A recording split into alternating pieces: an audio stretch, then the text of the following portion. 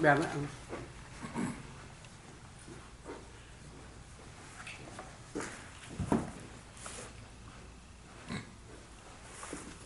Thank you. Okay.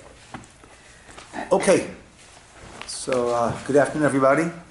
And just to clarify, right, today's topic is lab-grown meat, right, as opposed to all of the soy products that we buy, right? There's Gardein, which has a hechsher, which has kosher certification, and a lot of the... Gardein, what is it? It's a company that makes... Soy meat?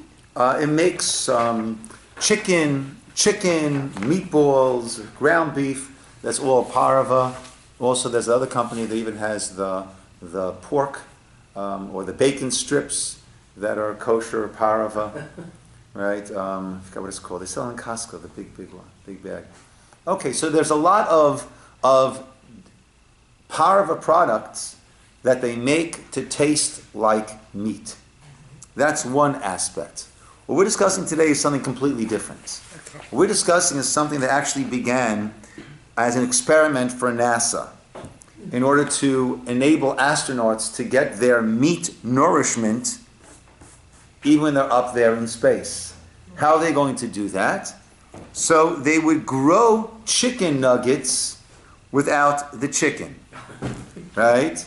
In other words, they would take one cell of chicken meat, one cell of animal meat, one cell of pig meat, and that would be placed into a bacterial culture, and that cell would clone itself over and over and over again until you have yourself a slab of meat, chicken meat. It's that one cell that keeps reproducing itself, and then you work with the texture, and you work with the feel and the color, and that could be marketed as real meat. When they clone it, let's say they cloned a sheep. It was a sheep. So if you clone a cell from a chicken, wouldn't it be a chicken cell? Okay, every cell has in it the DNA to become every cell of the body. Okay? However, a cell normally reproduces itself. Itself, yeah. Reproduces itself in its differentiated state. See, here, it's a lot simpler than taking these stem cells, which will then grow into all of what it needs to go into. Here, it just reproduces itself. Cells reproduce themselves. So this cell will just keep on reproducing itself.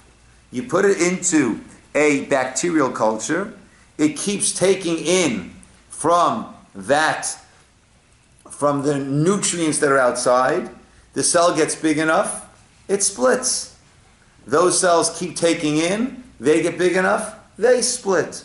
1, 2, 4, 8, 16, 32, 64, 128, 256, etc., etc., etc., etc., etc., etc., etc. So this is a fantastic thing, right? We have growing world populations, right? And you're not killing animals, right? Take one cell and grow your animal. Grow your meat, grow your chicken, grow your pork. So the question, though, is, what is the status, the halachic status, the Jewish law status of this? It looks like meat, it tastes like meat, but it's not meat from an animal. Right? There was one animal cell that started this whole process, and now it became whatever it became. Right? So if something looks and tastes like meat, will that automatically give it the status of basar, of meat, or not? So normally we have an expression, right? If it walks like a duck and it quacks like a duck, right? It's a duck. But interestingly enough, Ida? Yes, sir. Finish what you're saying first. But interestingly enough, we do find an example of something that looked like meat, that quacked like a duck, yet it was not viewed halachically as a duck, or in this case, as an animal. And we'll discuss that case in a moment. Yes, Ida? These were not issues that came up when the Shulchan Aruch was produced. Correct. So this is a whole new phenomenon in Jewish law. Correct.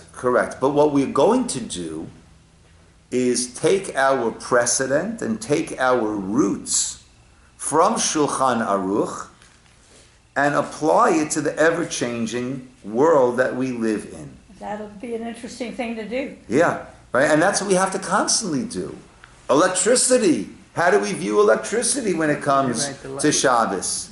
How do we view IVF, in vitro fertilization? Right? All of these are new issues that come up that need to be, and we need to have great, and we have had great Torah scholars who understand the underpinnings of different laws that are in Shulchan Aruch, are in the code of Jewish law, and then can apply, categorize, and apply these new situations to those building blocks, to those foundations that we have. Okay, so if it looks like meat and it tastes like meat, then it should be meat, right? So there's a very, very interesting episode in the Chumash. That episode is Yosef bringing the bad news about his brothers to his father.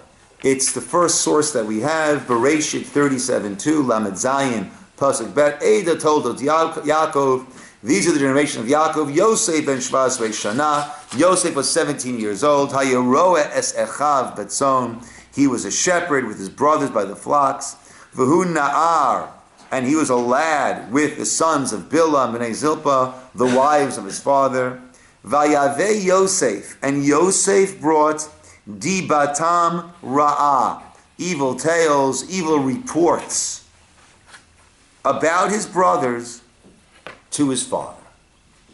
That's the verse in the Torah.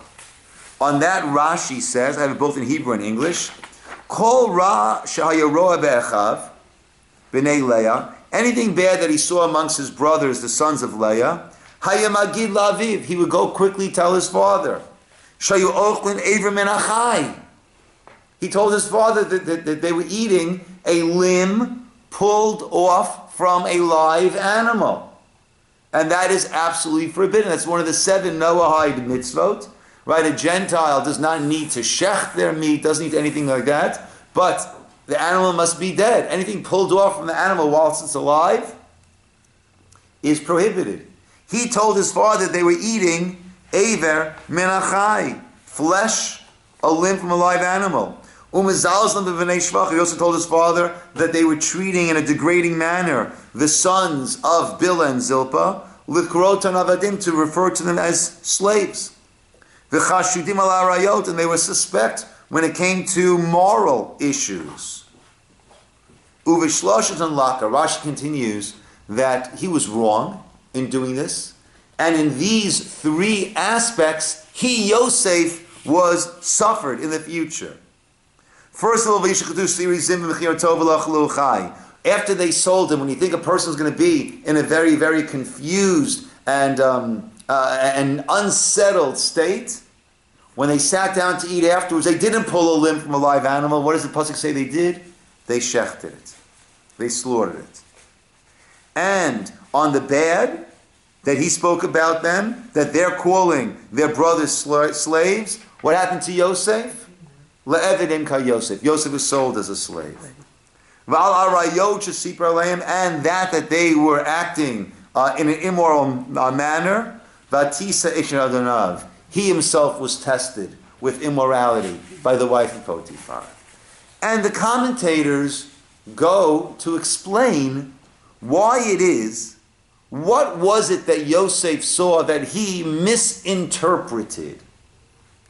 That they were eating limb from a live animal, or that they were calling the other brothers slaves, or that they were acting with impropriety.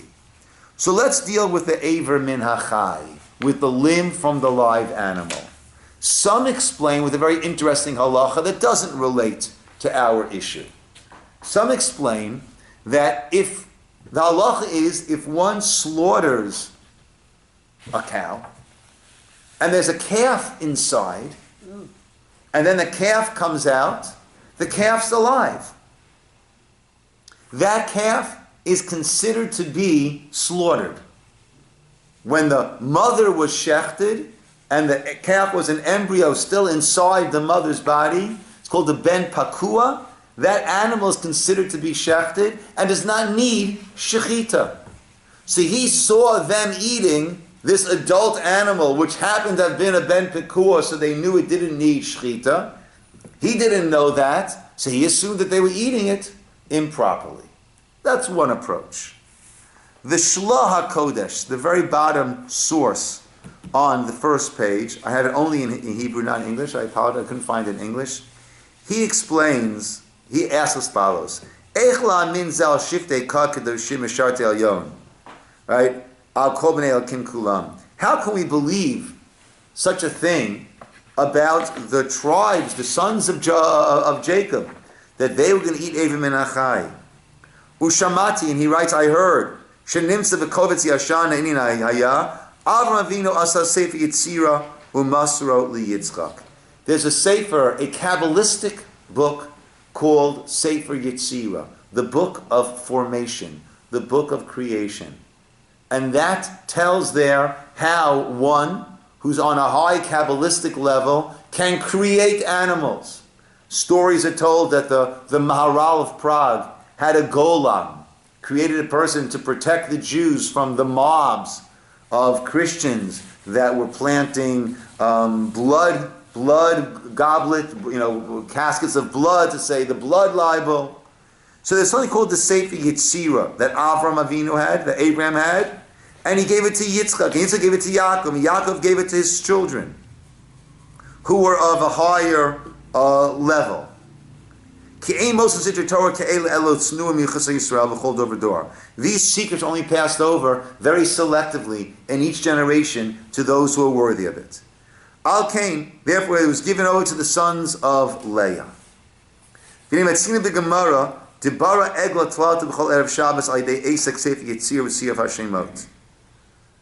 So we find the Talmud speaks about those who, in order to get themselves food for Shabbos, would create this animal every Erev Shabbos. So he wants to say the brothers used their knowledge of Sefer Yetzirah that Yosef was not yet privy to. They created this animal. Now, for our purposes, you have something that looks like an animal, walks like an animal, tastes like an animal, but that's why they were justified in not doing what? In not doing shechita, in not shechting it. Below mitzara tolda, it wasn't born in a normal manner. Ein tzarich shechita. It did not require shechita. V'nita la'ochlo ba'odo chai. And it was permitted to eat it whilst it was still alive.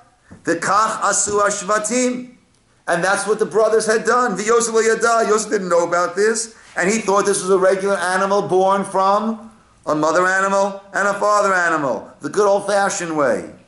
Hevi diba zoel aviv, and therefore he brought this evil report to his father that they were eating Eivim min hachai, and they were acting properly. So, for our purposes, what do we see from here? We see that halachically, something could have all the appearance of meat,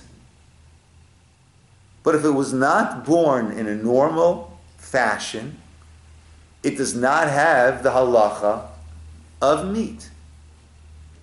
So perhaps we could argue then that this one cell that's now turned into this whole shoulder of beef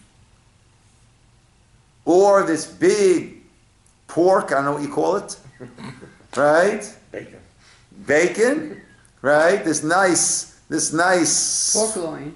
pork loin, Yeah. I know, pork ham, I don't know the differences, right? Whatever it is, right? So you could say, it might look like it might, right? But being that it wasn't born from a mother and father pig, maybe it's kosher, right? This animal did not have the status of an animal because it wasn't born from a mother and a father. We have the technology to create a human being in a test tube. Isn't that sort of similar? It's a test tube meat, in a sense. Okay, right? Woods, to the best of my knowledge, our ability in order for us to have a human being, if we're not talking about cloning, No. we still need the cell from the father and the It can be cell done from the in a mother, test tube. right? So that is a mother and father, Oh, I see, because there's no mother and father involved. right? But over here in the case, the way the Shlah is explaining Yosef's brothers, and in our laboratories, there's no mother and father, right? It's one cell that has been nurtured to grow and grow and grow and grow and grow. So perhaps then, right, that maybe it doesn't require anything else. Can you get it in the supermarket? I don't think so, not yet. Okay. Okay? But again, so for us, would this be kosher? Now, if you're using an original cell that is a kosher cell, meaning, right, it came from a kosher animal that was properly shechted, so then you don't really have problems. You don't have problems. But let's say it came from from a kosher animal that wasn't shechted. Well, let's say it came from a non-kosher animal. How do we view that? Okay. So now, we could argue, based on this Shlah, that it doesn't have the status of an animal. Right? But there is that original cell. Okay? Now, there's a concept called bitul. Bitul is nullification. And the classic, a drop of milk splatters into your cholent, into your chicken soup. What do we do? What do we say? 60% or something. As long as there is a 60-to-1 ratio, right? It becomes batel b'shishim. It becomes nullified within that 60. And as long as your chicken soup or cholent is more than 60 milk drops of volume, so you've got more than 60-to-1 ratio, everything is fine. Except for Pesach. Except for Pesach. Okay, correct. Okay? Now, there's another concept called chaticha na'asit nevela. An interesting concept.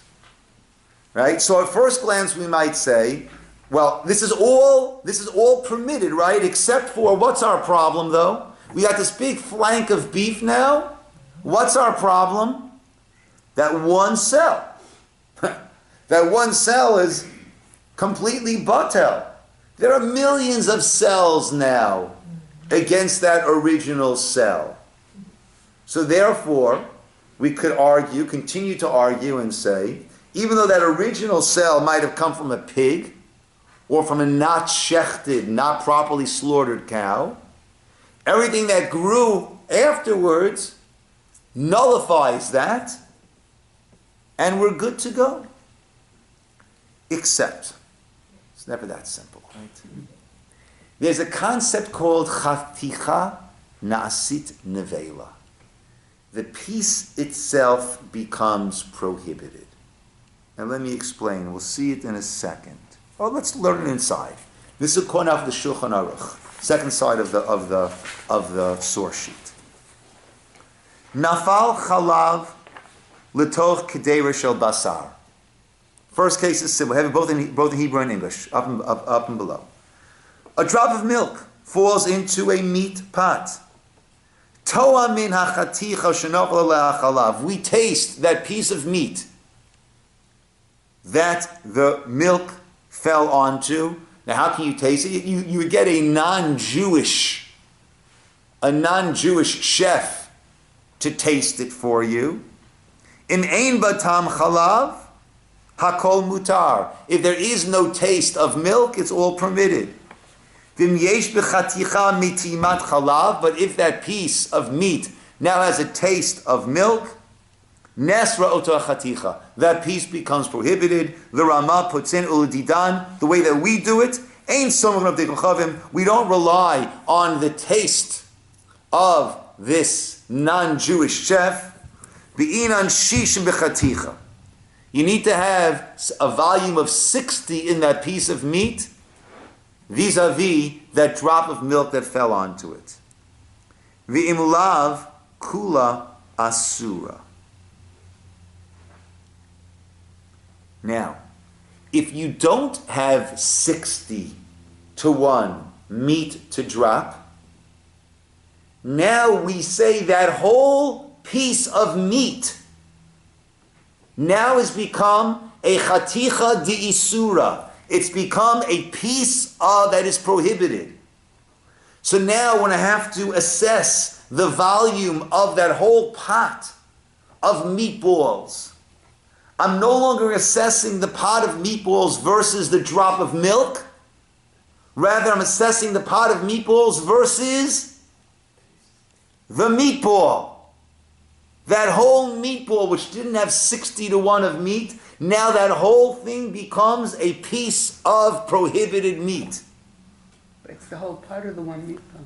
That whole meatball. One meatball. Now, if there's 60 in the pot versus the meatball, I'm good to go. If there's not 60 in the pot versus the meatball, then what happens? The whole pot is prohibited. And if that whole pot were now to spill into this big vat, I need to have 60 versus the pot. Do we hear that? That's the halachic concept of chaticha nasit nevela. Now you assess the entire pot, the meat, the vegetables, the gravy, the spices, all that versus that piece of meat. If you've got 60 versus that whole piece, that whole meatball, you're good to go. If not, the whole thing is no good. The pot is no good either. The pot, correct. If the contents are no good, then the pot's also not good. Right.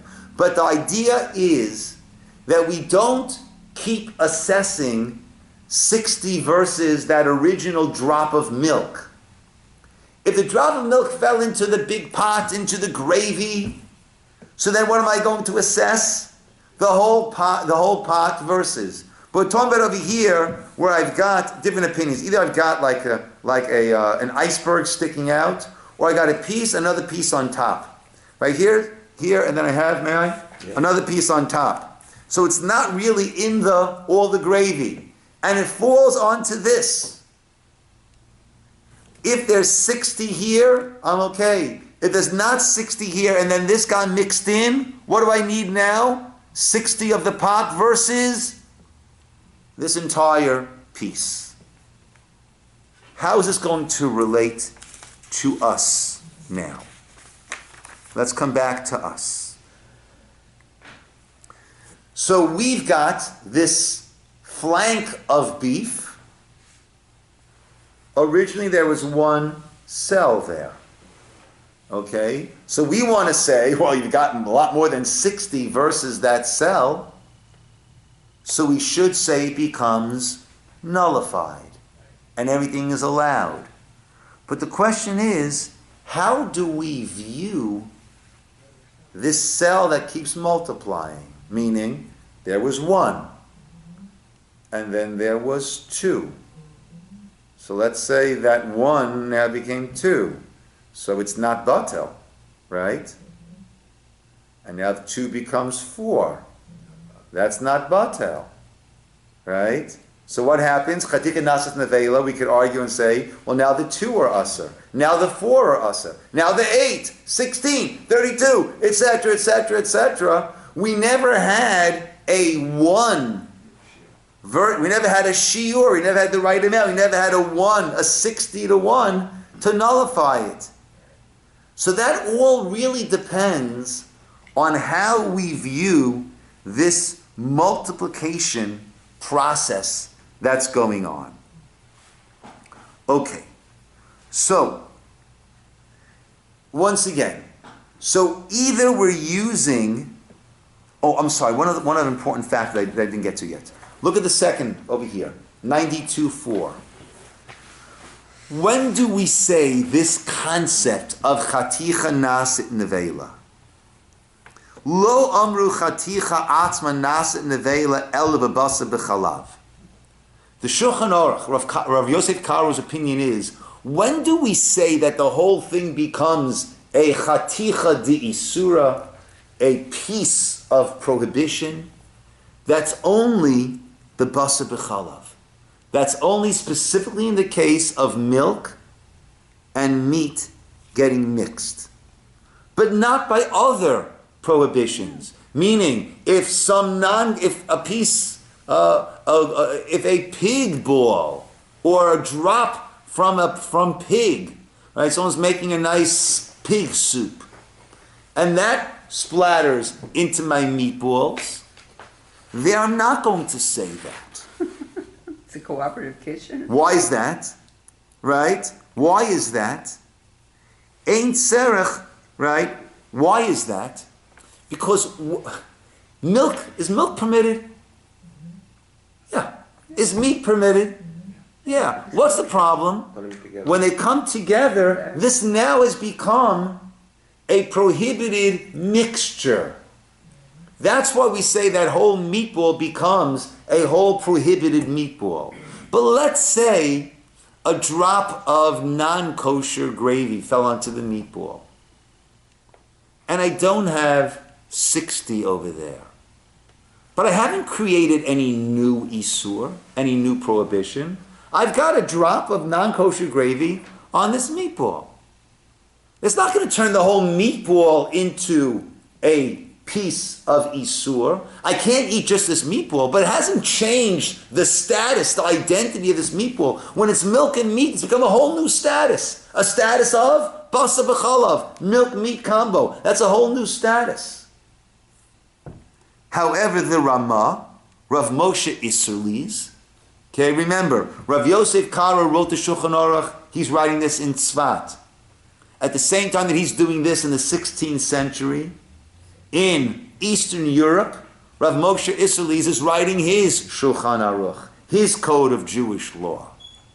Now, Rav Yosef Karo is following a practice and putting into play hundreds of years of precedent of the Sephardic community's way of following halacha. Rav Moshe Isserles is putting into his Shulchan Aruch hundreds of years of practice of how Ashkenazic communities are establishing, practicing their halacha. Rav Moshe Isserles gets a copy of the Shulchan Aruch from Rav Yosef Karo. What does he do? He's been spending his whole life writing this masterpiece, this magnus opus, and someone else beat him to the draw. Now he could have just, okay, I'm going to publish mine. And what would we have? We'd have the Shulchan Aruch for the Ashkenazim, Shulchan Aruch, Kodesh law for the Sephardim, and we become two separate nations. So what he did was he shelved his work. And he took the Shulchan Aruch of Rav Yosef Karo and he wrote in notes. Because 97% is the same.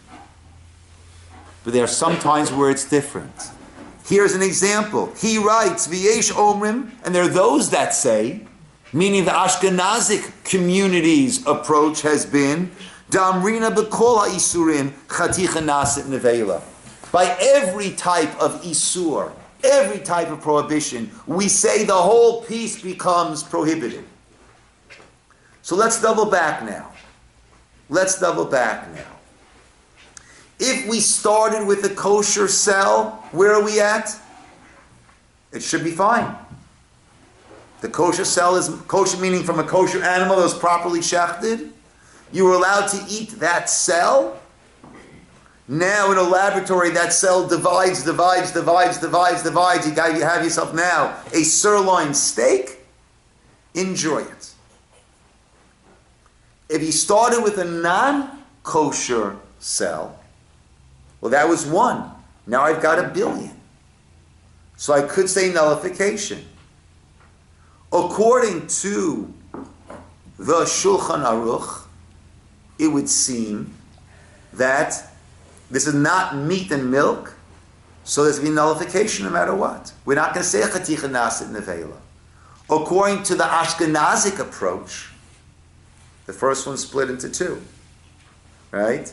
Is there bittul there? No. Now what do I have? 2 that are prohibited. They become 4. No bittul. 4 that are prohibited. 8. So therefore it's all going to be prohibited. 2 different approaches.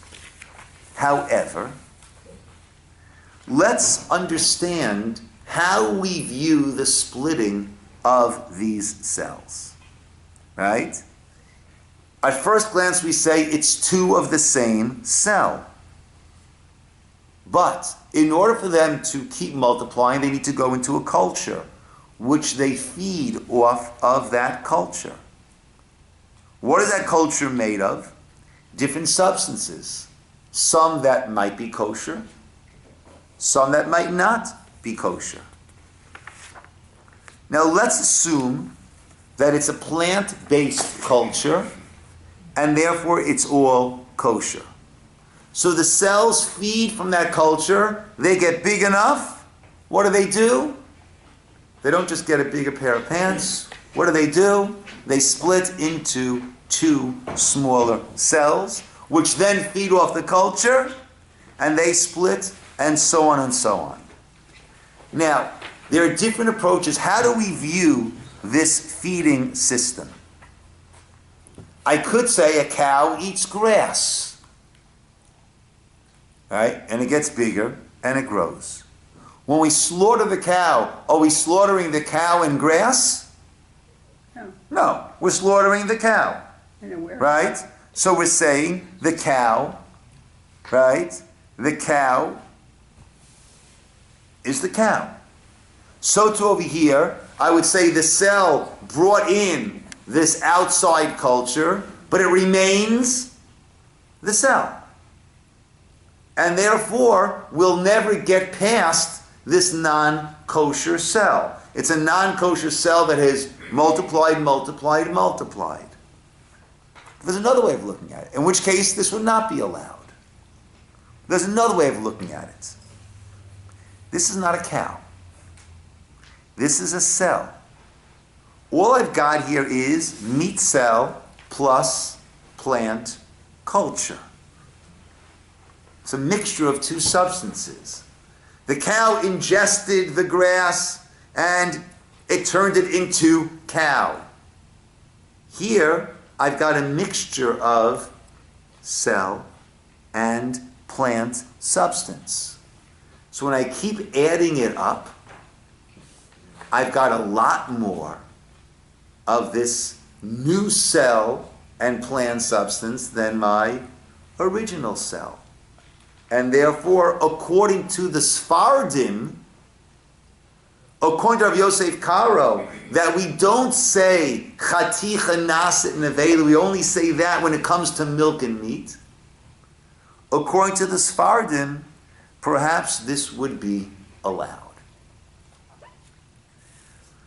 Another concept. Let's say, if an observant person wants to go to culinary school, he's got a problem. What's the problem? Well, not only are you not allowed to eat milk and meat, You're not even allowed to cook milk and meat. And in the culinary schools, all of the meat broths will all call for milk to be put in because milk thickens it. Right? The kosher consumer sometimes uses cornstarch to thicken it. Right? But milk is a great creamer and thickener of soup. So I've got a great idea. I've got this 10-gallon meat soup cooking away. And I want to make it a little bit thicker, a little creamier. So let me add, 10 gallons is 620 ounces, okay? Let me add 5 ounces of milk. 640 ounces, right? So I could add up to 10 ounces. I could add up to 10 ounces, right? Right? You could add more than 10 ounces. I want to have less than 1/60th, right?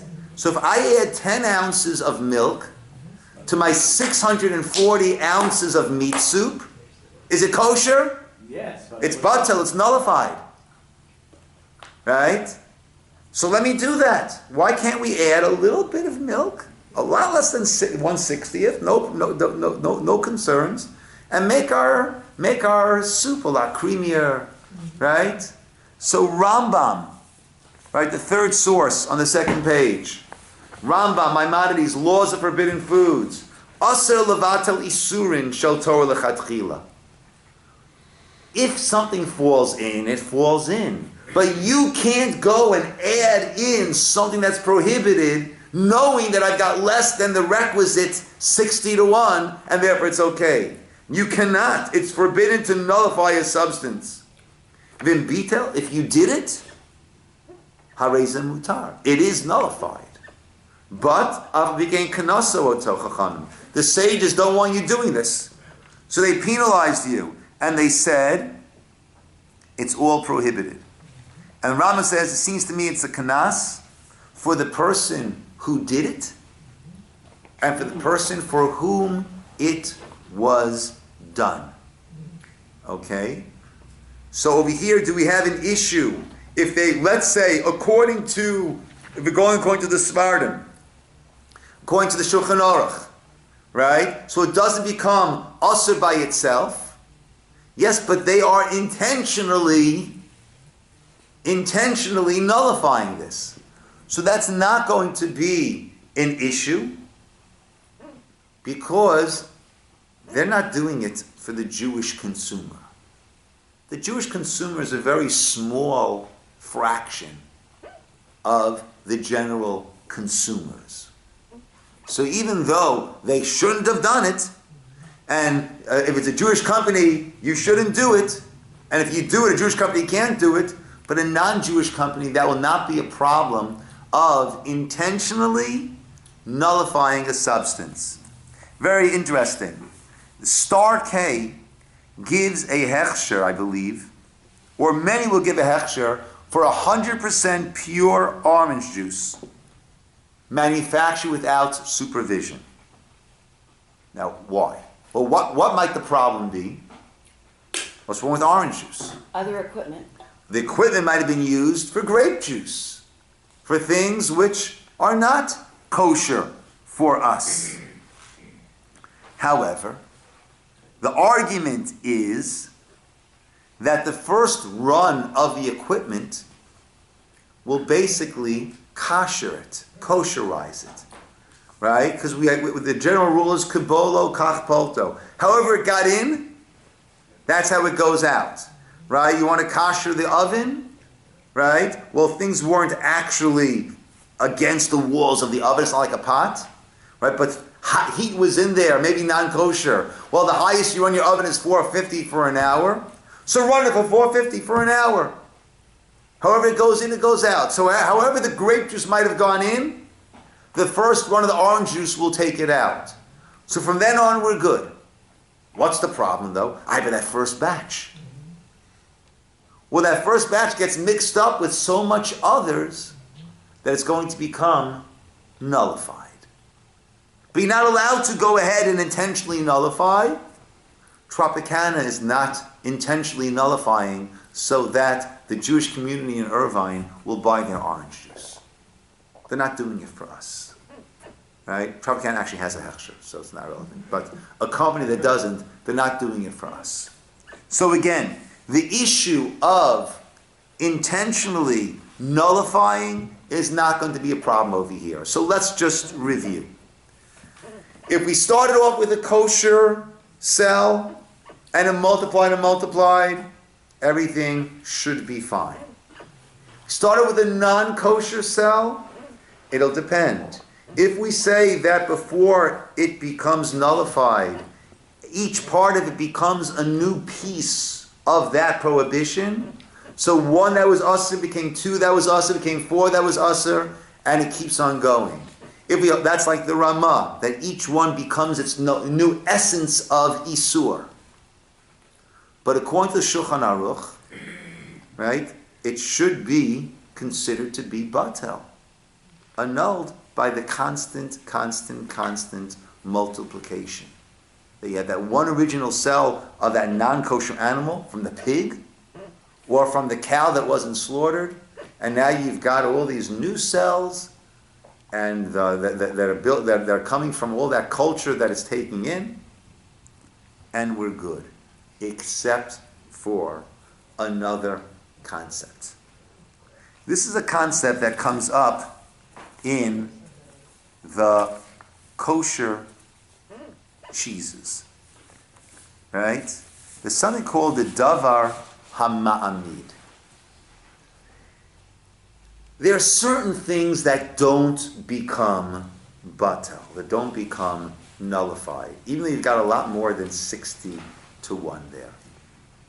Right? For example, the rennet that comes from a non-kosher animal's stomach, that is used to cause that chemical reaction to cause the cheese to curdle. I've got a lot more than 60 to 1 of milk to rennet. So why isn't all cheese kosher? We don't say bittul, we don't say nullification, when that is the principal ingredient, when that is the catalyst that is causing the whole cheese to be cheese. I can say nullification if a drop falls in. A drop of milk falls onto my meatball and it's sick onto my steak and it's 60 to 1. So it's not the meat, it's not the drop of milk that made my steak. So then I can say nullification. But when that is what has made the cheese, how can you say the rennet becomes batel, becomes nullified? That is the principal ingredient. Yeah. Or that is one of the principal ingredients. Without that, you're not going anywhere. So how could that become nullified? That's called a davar, a thing, a matter, hama'amid, that stands it up, that creates it, that transforms it. That cannot become batel.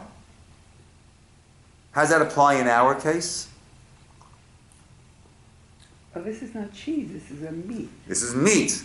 So what? But where did it all start from? One cell. That you want to nullify that cell? How can you nullify that cell? That cell is where everything came from. Yeah. All the billion cells of your flank of beef all came from that one original cell. Without that cell, you're not left with 1 billion minus 1. You've got 0 without that cell. Yeah. So that can't become batel. Do we hear that? Right? That which is the mainstay, that which is the anchor, that which is the very source of everything, that can't possibly become nullified. Again, take away that, you're of 1 billion minus 1, you've got 0. So there can't be any nullification when it comes to that. So no kosher cultured pig. So no lab-grown, cultured meat that comes from a non-kosher cell. But let's say it comes from a kosher cell, meaning a kosher animal that was properly shechted, and now we took that cell. Now we could ask another question. That will certainly be kosher, but what's the second question we could ask now? What about the other ingredient? Is that kosher? That's got to be That kosher. has to be kosher. Okay. Yes. Question. Yes. What if the cells for culturing weren't taken post-shechting, but were just taken like a biopsy sample? When you say Then it's properly Aver min shechted- achai. Then it's a limb from a live animal. No, but it's like. It would need to come from a kosher animal that's been shechted. Otherwise, you're not allowed to eat. If they do a biopsy from a cow, are you allowed to eat that? No, but if it's for the, because a lot of times a cell culture like you would just do a swab and not hurt the animal at all, or